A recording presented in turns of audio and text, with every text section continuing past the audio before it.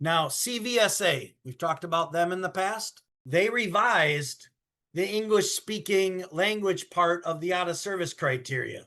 And right here, effective June 25th, 2025, that's when CVSA is going to, in writing, allow for drivers to be placed out of service for not being able to properly speak English sufficiently enough. So what happens between now and June 25th?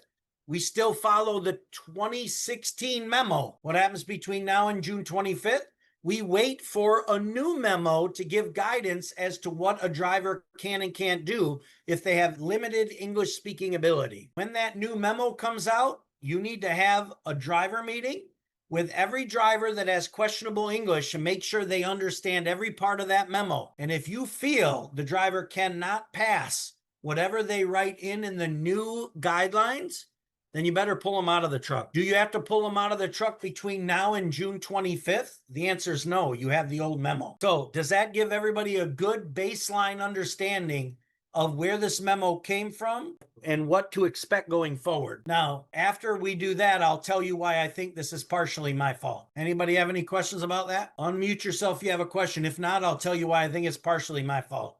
I was doing a data queue for a couple Trucking Wins customers, and I pushed that data queue all the way to the Southern Service Center. And I said, that 2016 memo was written by you guys. As long as it says A, B, C, D, E, F, G, that's what the industry goes by. And you're violating your own memo.